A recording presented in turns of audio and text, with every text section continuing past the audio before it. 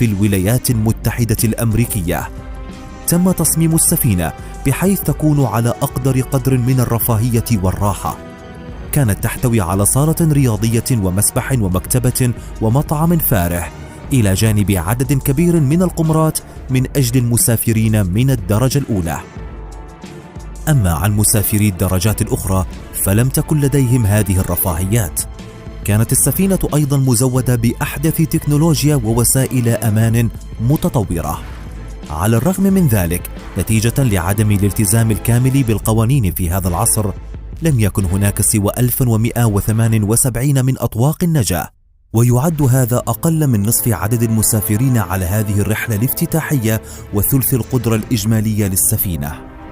عندما بدأت الرحلة كانت متجهة إلى إنجلترا، ثم وصلت إلى فرنسا، ثم إلى إيرلندا، ومن هناك بدأت الرحلة إلى الولايات المتحدة